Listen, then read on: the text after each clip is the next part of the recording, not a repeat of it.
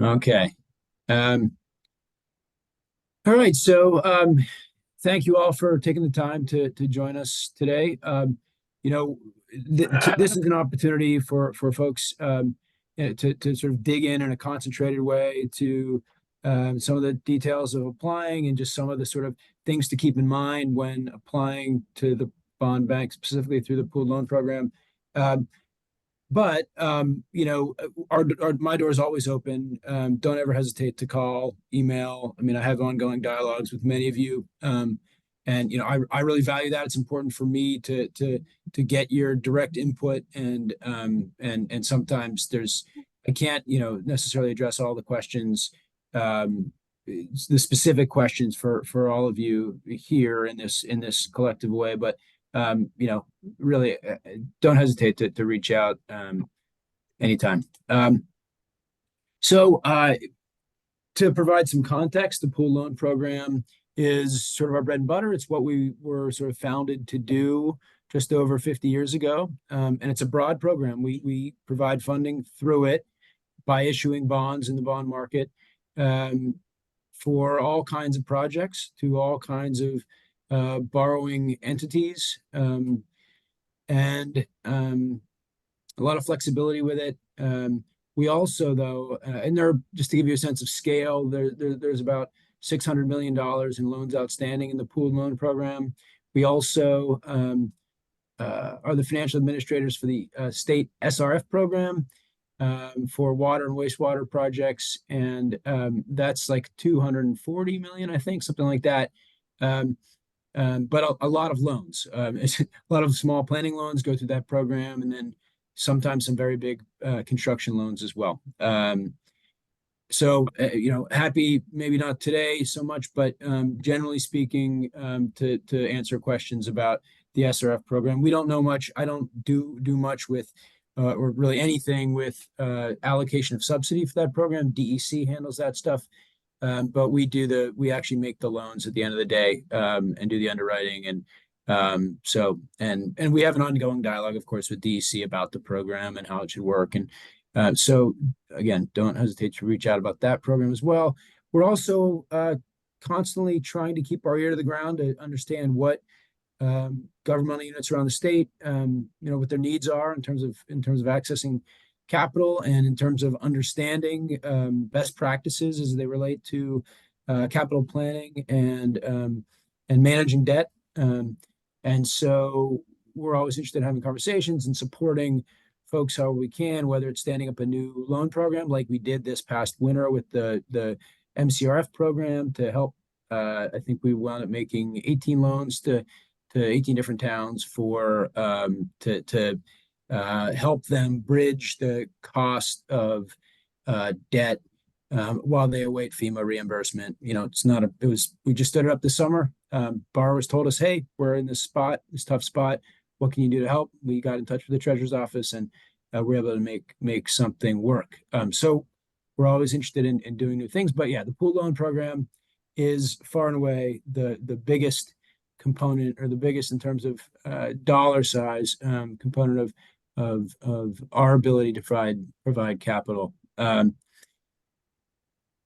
Generally speaking, the program is designed to provide access to the bond market for Vermont governmental units, towns, school districts, et cetera, in a way that they just couldn't on their own. Brought an economy of scale, and we carry a bond rating, and so enable borrowers to borrow at our rate, essentially at our AA plus rating.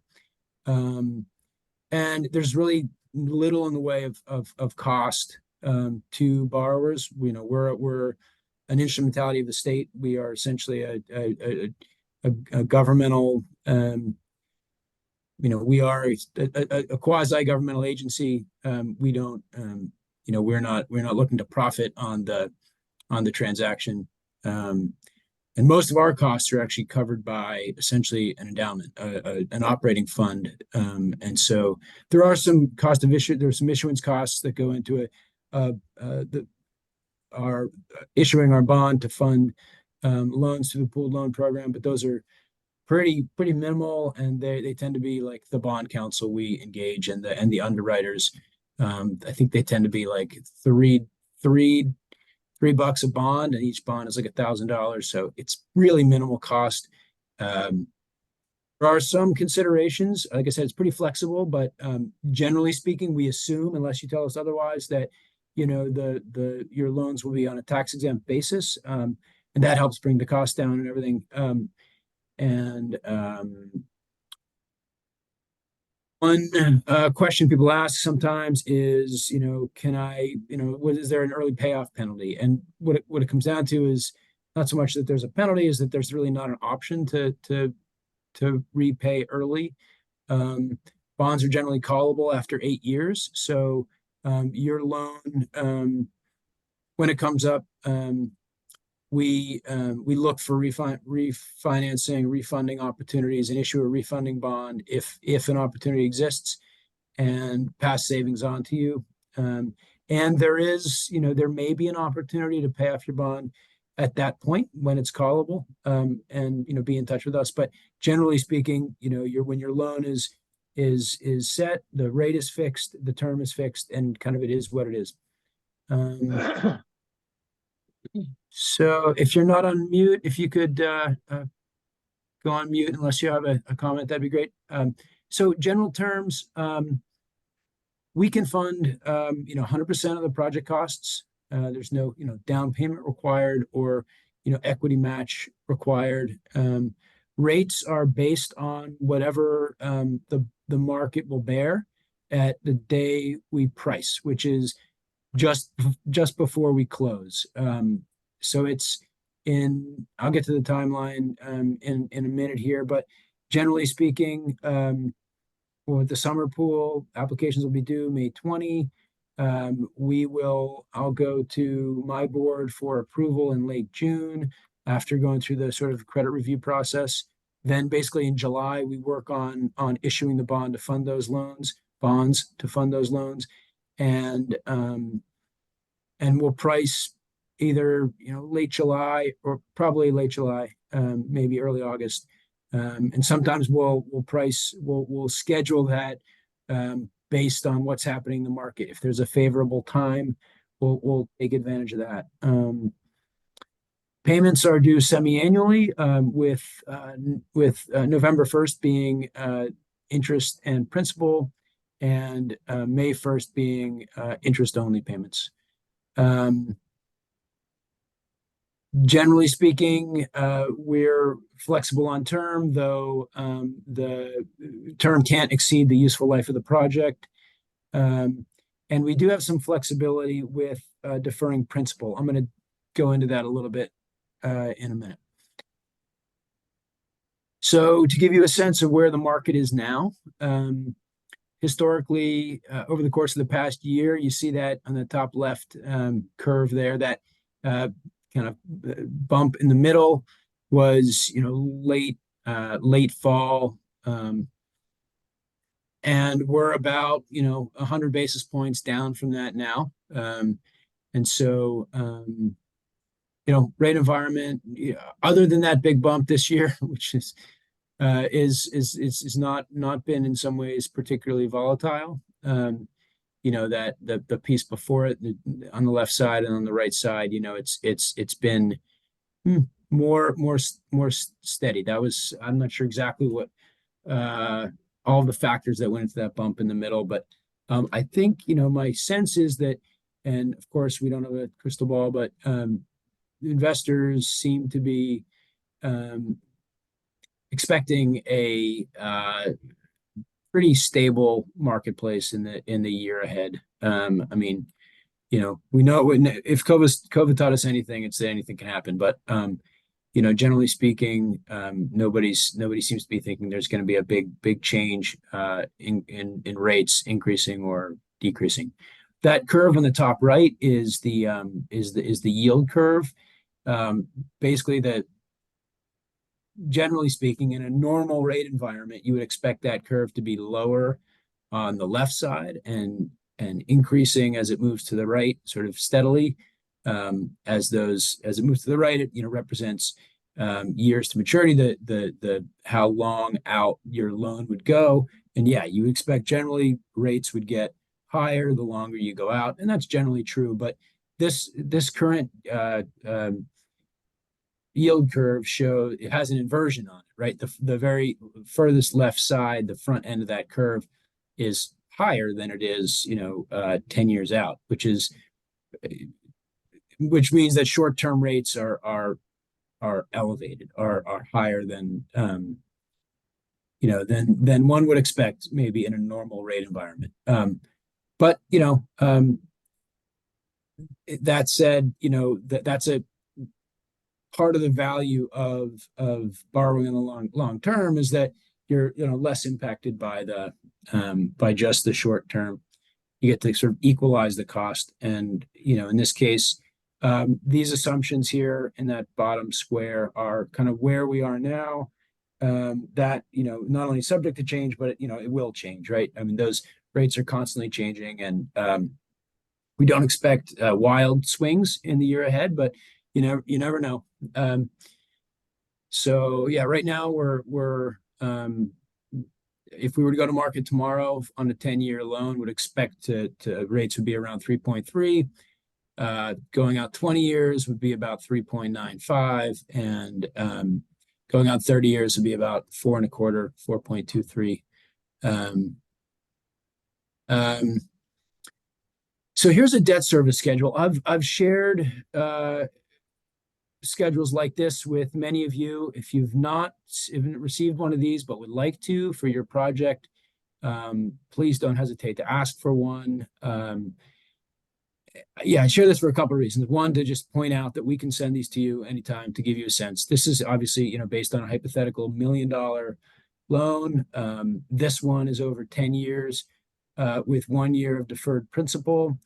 You do have some flexibility with deferring principal up to 5 years. I'll show you in a minute sort of how that works. But yeah, also I share this just to show you what your flexibility is with scheduling. So you see that red circle, red oval is there to indicate that year of deferred principal. So November 1st is a principal and interest payment. But if you borrow this summer and you decide you want to defer principal the first year, which is kind of common practice, virtually all of our borrowers do that. Then you push the amortization, the 10-year amortization out a year. Whereas if you would decide to not defer principal that first year, which is up to you, and you see it there, then you'd shorten the duration of the loan by a year, even on a 10-year amortization. You'd save a little bit on interest. You see, if I go back, you'll see that interest on that with deferred principal is a little bit more. It's a little bit less there. If you're paying one less year, the rate theoretically it's a weighted average rate, and so theoretically maybe it's a hair lower, but the main difference is just you're paying an extra year of interest if you go longer. So here, this schedule shows what happens if you defer for 5 years. Actually, it's really 4+ years. The statute says you can defer up to 5 years. So if you want to go 5 and a few months, you might consult a bond counsel. They might tell you that's okay somehow. But I'm assuming that 4 years anyway would be eligible. And if you were to do that, you'd push the loan out further on assuming still a 10-year amortization, and you'd pay more in interest because you'd be paying interest all those years, those extra years, and because your rate would go up a touch. You see that number is a little bit higher than that annual interest rate is a little higher than it was in the previous slides. And then also I want to I put the schedule up here to point out sort of a nuance of bond financing, which is it's generally speaking most commonly done on a level principal declining debt service basis. So you see that $100,000 in principal is due every year, and however much interest is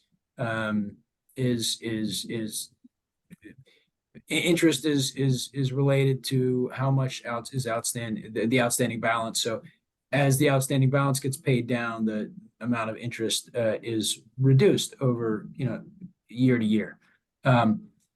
You can borrow on a level debt service basis, potentially, though that generally increase cost. And if you're like a utility, or if it's a TIF deal, that there might be that might be worth considering. But so you have some flexibility with schedule. I don't expect, if you're new to this, that you've just understood all this stuff, but just know that I can work with you directly on what your project is and how to schedule it appropriately. And yeah, this is just to point out the declining debt service over time if you use a level principal basis. Okay, so if you go to 20 years, you can reduce the annual debt service, but increase the overall cost. And likewise, and this doesn't show the whole schedule, I don't think, because I wanted to fit it so you could see, but go to a 30-year schedule, and same deal. You can reduce your annual cost, but increase the overall cost and extend those payments longer. 30 years is generally the cap, although for some projects it may be possible to go beyond that. Rarely, but maybe. So to apply, on our website, there's a login place on the top right, and if you have a login, you'll be prompted to put that in. If you don't yet, you can create one there. Then there's a place to apply once you log in, and you can look at your submissions there. One thing to keep in mind is that you can't have two open applications at the same time. So if you want to open a second application, either create a different login for that with a different email address, or finish one and then do the next one. You can also put multiple projects on one application, so that's an option as well. One of the most important things to note when you first wade into the application process is that you should choose the right kind of application. There are three different types. There's for school districts, general government activities, and special districts or enterprises, and they prompt different questions in the application process. So make sure you get that one right. And you'll see, at the bottom of the pages, you can move forward and backward. At the end of the application, it requires you to review it, and then you could submit it and download the PDF. No need to send us the PDF. I'll get them, but it would be helpful if you send me an email. Hey, I just submitted my application. If you had any questions while you were doing it, I said this on that thing, but I wasn't totally sure if that was right or whatever. Just reach out to me. And you can't edit after you've submitted, but I can go back and change something if you change your mind about something. So the things that we need for the application, you can open one anytime. You can go through there and you can start looking at it. Generally speaking, we need at least 1 year of audited financials. We like to get up to 3, and if you have audited financials, you can just upload them. It's pretty easy to do that. We just don't want to require towns or borrowers that don't generally do audits to have to do more than one.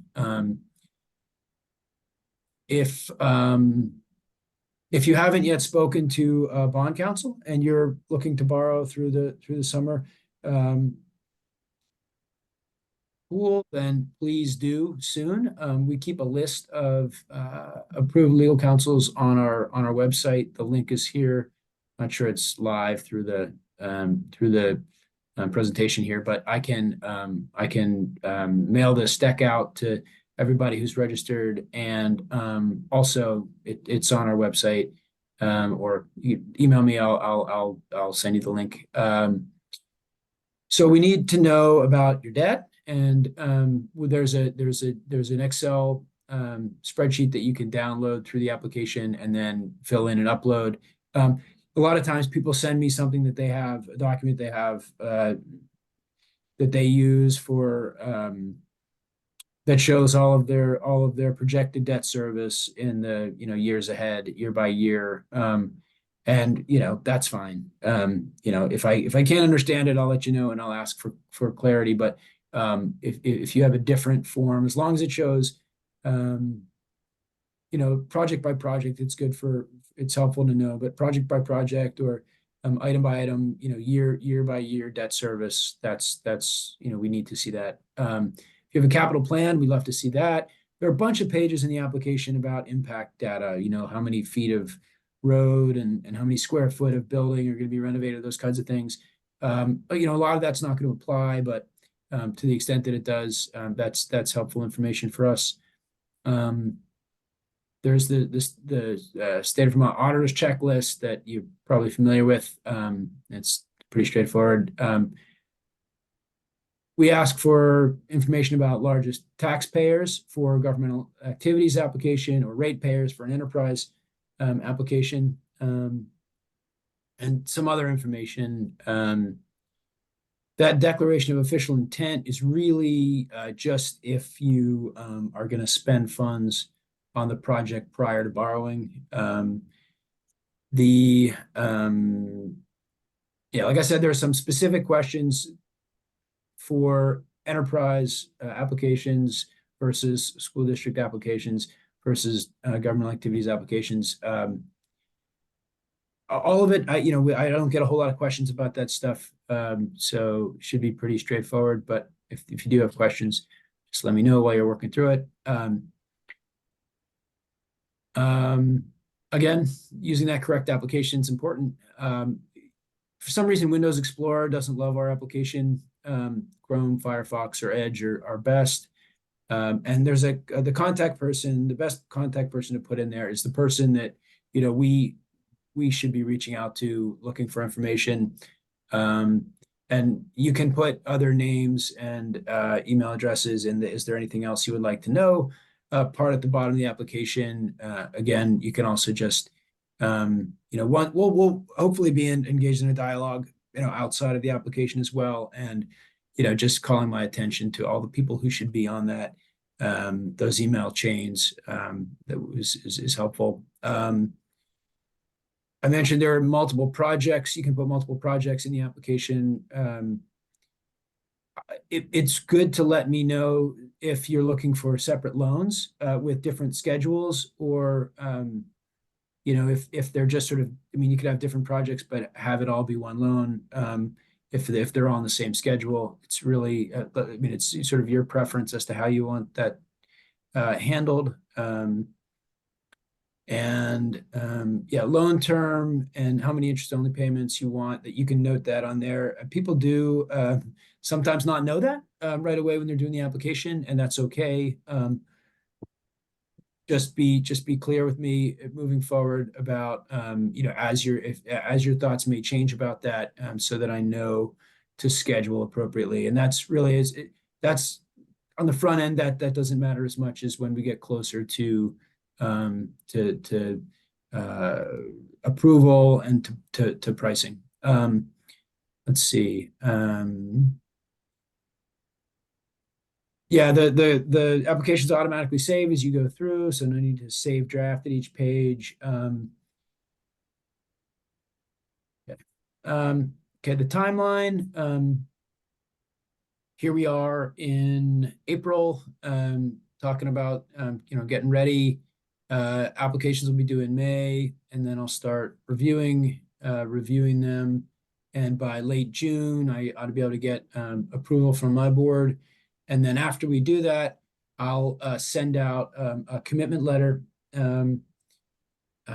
to applicants, or to approved applicants, I guess, asking for you to just, it's not that's not the loan agreement. That's not a binding legal thing, but commitment letter just tells us, yep, this is the amount we want to borrow, and this is the schedule. This is we want 20 years with 1 year of deferred principal, that kind of thing.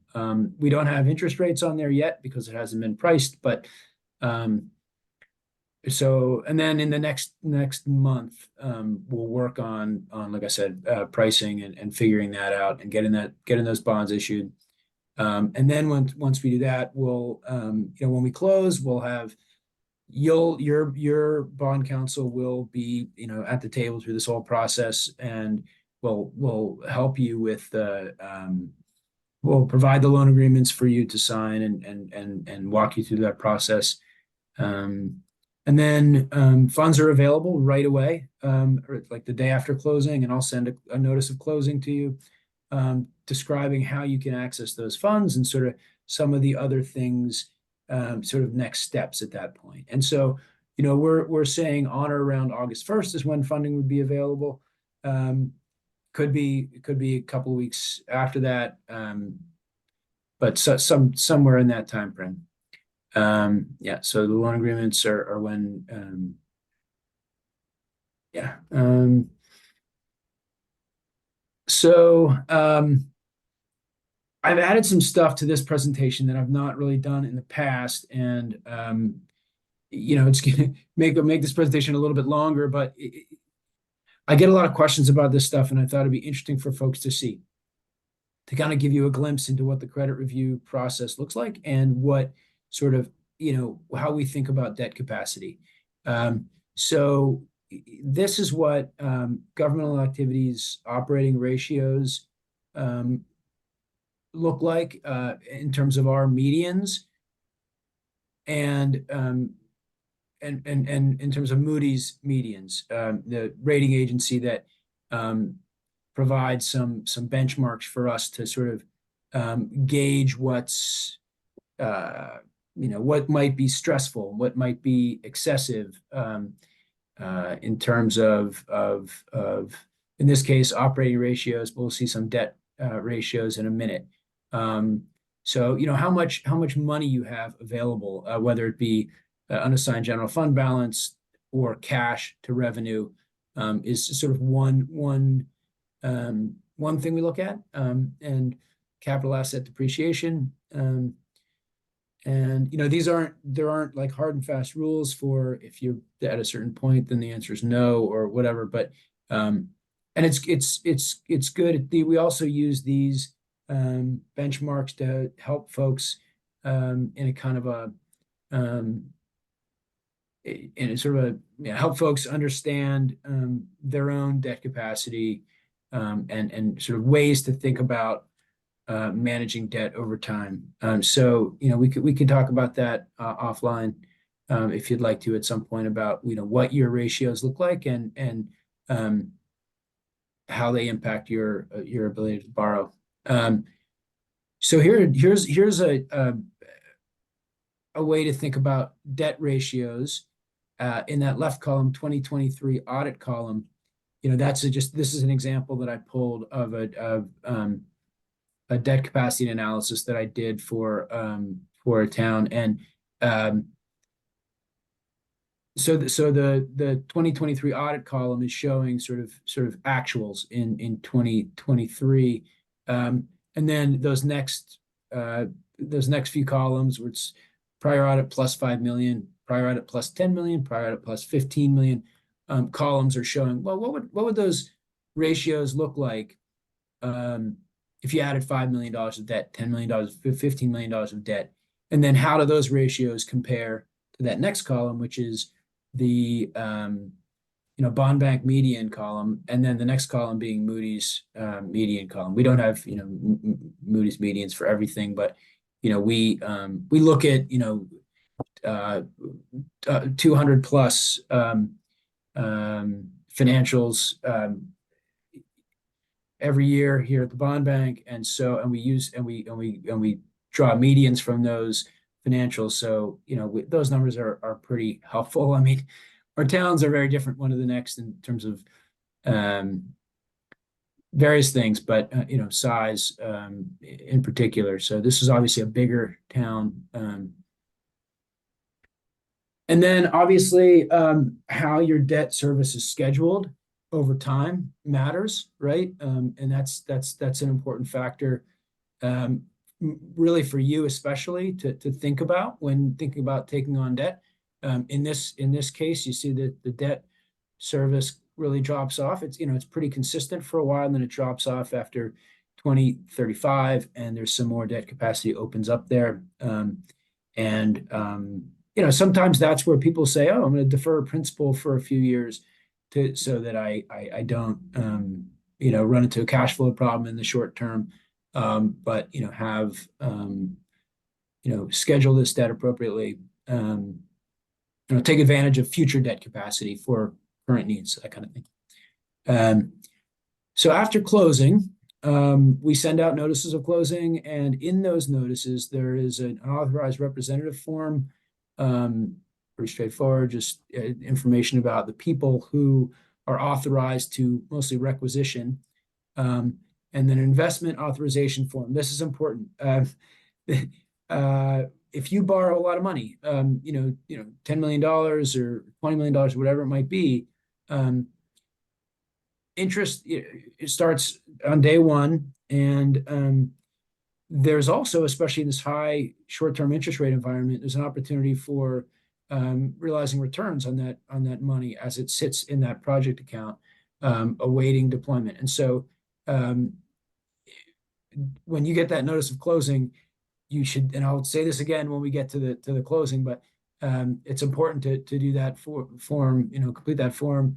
I mean, if you're going to use all the funds right away in the first month or two, then like maybe, first month, certainly, then maybe it's less important. But, a lot of times some of those funds sit in there for months anyway. And so you can authorize the disbursement agent to put those funds in a money market account and get a pretty good rate.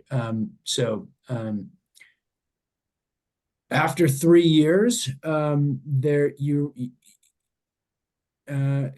if there are unspent proceeds in that project account after 3 years, then it becomes complicated with realizing returns, tax exempt money, so you shouldn't be able to profit on that investment. But in that first 3 years, you can earn returns on that money without penalty.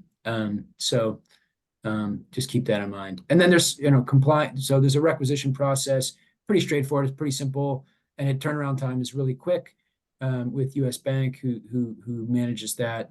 And there, in terms of compliance, we require annual reporting. It's basically a PIC checklist, which is post-issuance compliance. It basically just means it's a checklist where you say, "Oh yeah, I'm doing all the things I'm supposed to for tax-exempt finance," which is like you have a copy of the loan agreement, that kind of thing. You're sort of aware of this debt and aware that it's tax exempt. Then there's a certificate of project completion that we require. That's once in the life of the project, and annually we ask that you upload your financials. If it's an audit, we like to get audits. The deadline for those is March 1st. People don't always have their audit in time for that. We realize there's a bit of a challenge getting timely audits. If you can send a draft then, or just let us know, "Hey, my audit's not ready yet. I hope to have a draft in a couple of months." That's helpful. So I mentioned repayment. May 1st is interest only, and November 1 is principal and interest. And then I mentioned the arbitrage timeline. That's after 3 years, you get to if you still have money in the project account, then we run into a need to do an arbitrage analysis, and that gets a little bit complicated, but hopefully we won't get there. The idea is that you'll use the project funds in 3 years. You can always access your schedules online through our website. On our website, there's this loan databases place to click, and if you select pooled loan program, you'll get this other screen that comes up, and you can plug your town's name in. Here I used Corinth as an example, and you'll see line items for each of your loans through the pooled loan program. You can click on them and click see schedules. Click on them, check the box, click see schedules, and then I show all this because sometimes people get a little confused. Again, if you want to see your schedule online, want to learn how to go through this, if you're having any trouble, just reach out. I can walk you through it. And you can look at the schedules in different ways. From my perspective, the sort of the most helpful way is usually click net debt service and then view summary, and then you'll get to see it in both an annual form and a payment by payment form. You'll see here the annual form is on top, and then the payment by payment one is down below. They round to the nearest dollar, so you don't get the pennies. So don't necessarily use those for as invoices, but for planning, they're helpful. And they'll show rebates if your bond has been refunded. You'll get we don't change the initial schedule. We just add on rebates and issue those either in the form of a reduction to the amount owed, or if it's more than is what otherwise would be owed, or if it's in a year after the original bond it has matured, then it could be a check that's mailed to you. Let's see. I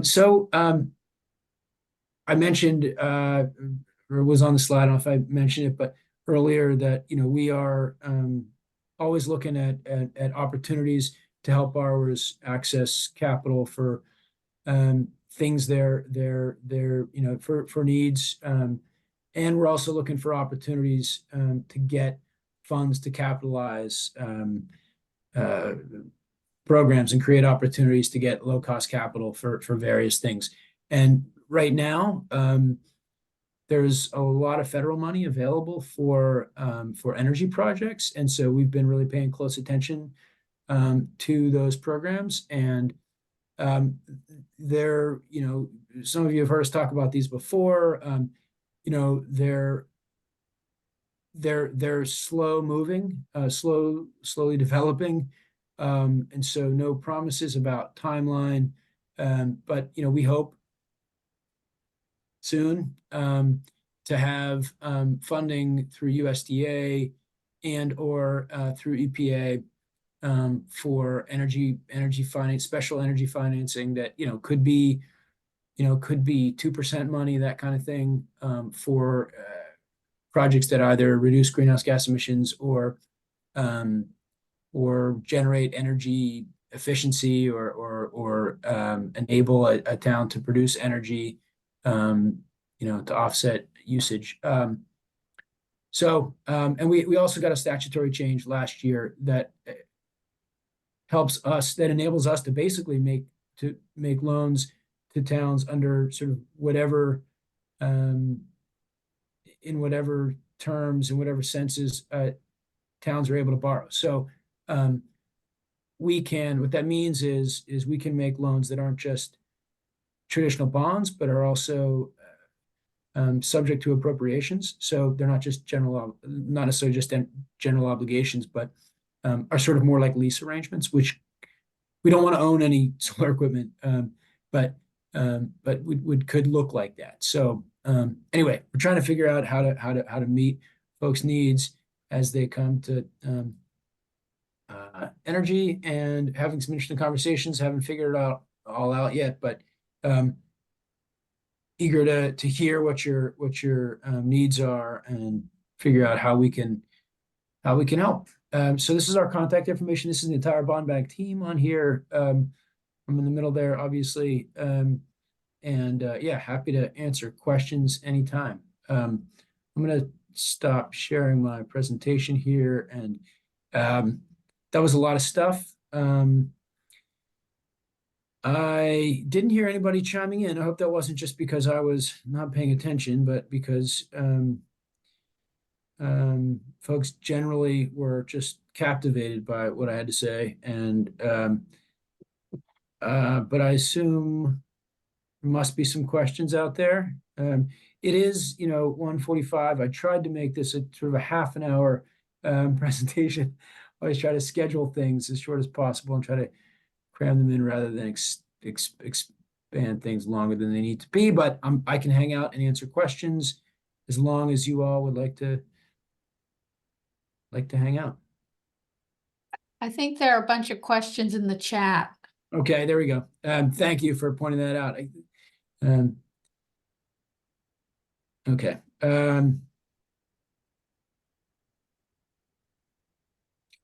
Yeah. We'll be in touch with you about unspent proceeds. That's a good question. So if folks aren't seeing the chat, Laura's asking about I guess that's the bottom. Laura's asking about unspent proceeds and just sort of tracking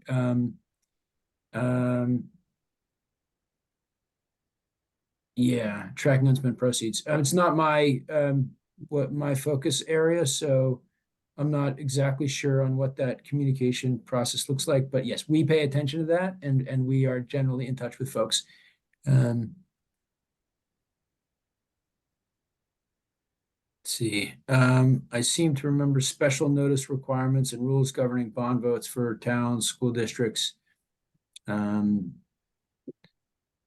Outside the scope of the webinar episode. The rules, the best source of information about rules governing bond votes is our bond councils. That's their area of expertise. We have a list of approved bond councils on our website that I can point you to. There was one bond council basically around the state who did this work for decades, and he passed away a couple of years ago. So there are a handful of folks who have that specialty now and can answer those questions. And it really is important to talk with them because there are some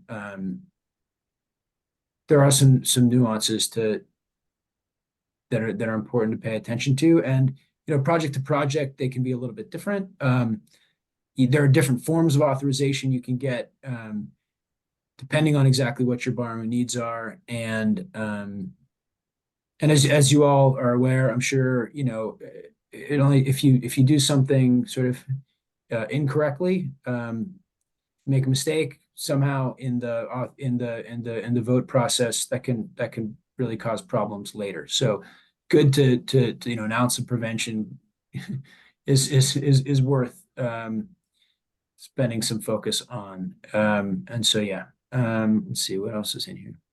Right. Looks like Matt was asking about level principal and declining interest is different from most people's mortgage. Yep. Yeah.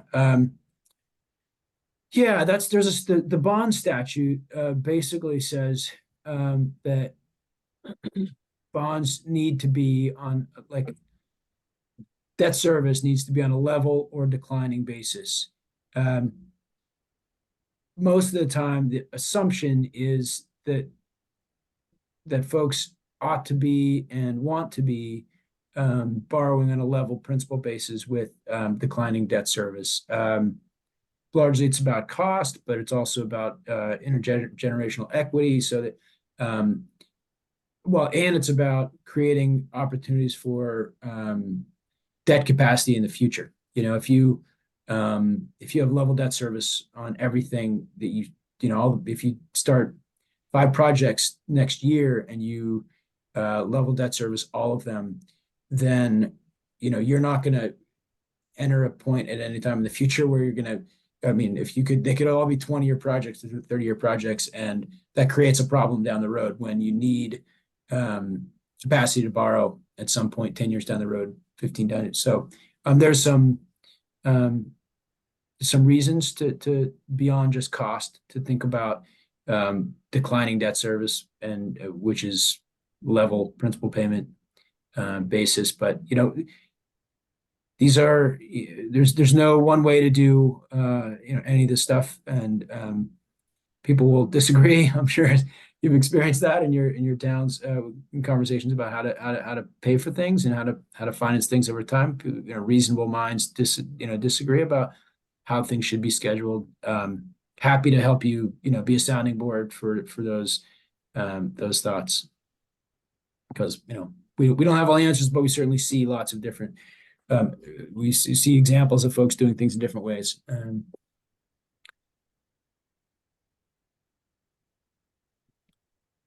Does VBB have a set capacity?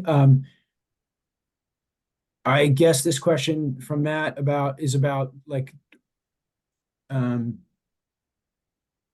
our ability to capitalize loans. I mean, no, we can, we can, as long as the bond market will bear it, which, the bond market bears trillions of dollars, in debt. I mean, I don't know how much money that, New York City, borrows even on a monthly basis, but Vermont is a drop in the bucket.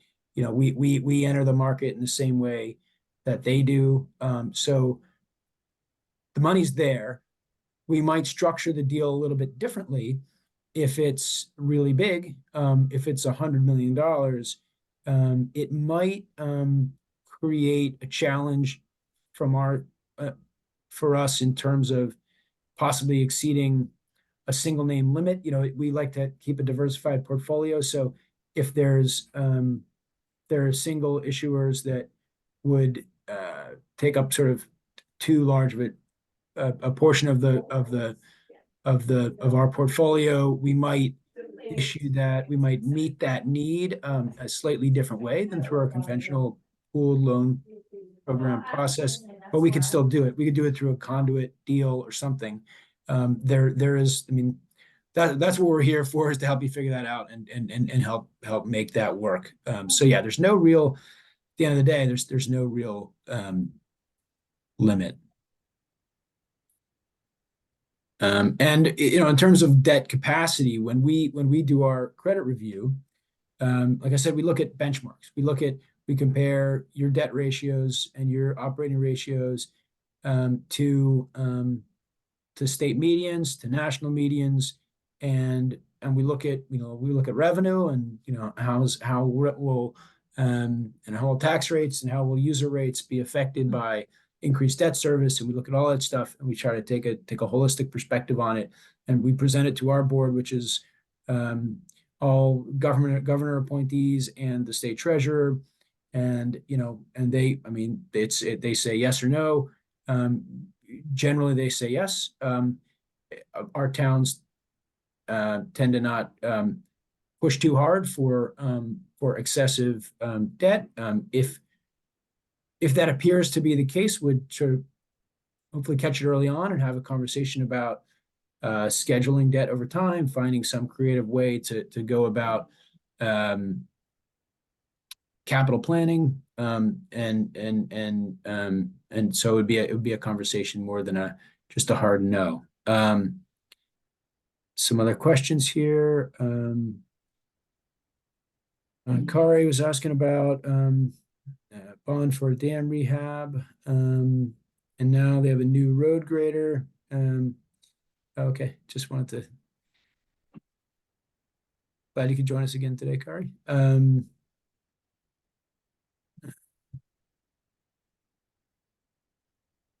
Just a question about, yeah, I'll email this slide deck along with a link to the recording to everybody who is registered. Other questions?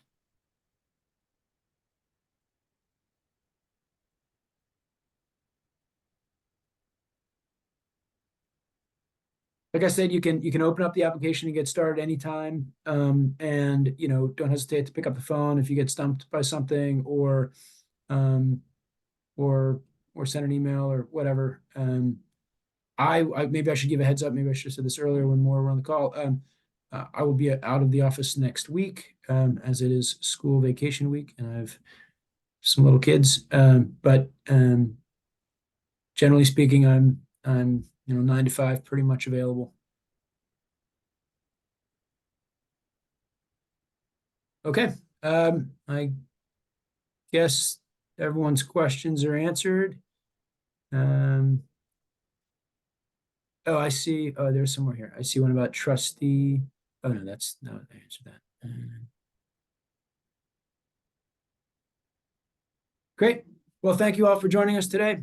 And yeah, if you could just, if you are planning to apply and just it'd be helpful to me if I knew, what your intent is in terms of an amount, and the type of project. If you could send me a short email just saying, yep, I'm from the town of Rochester and we're going to borrow, $75 million for the coolest wave indoor water park that anyone's ever seen, then, I don't know, like to like to know at this point that that's where we're headed.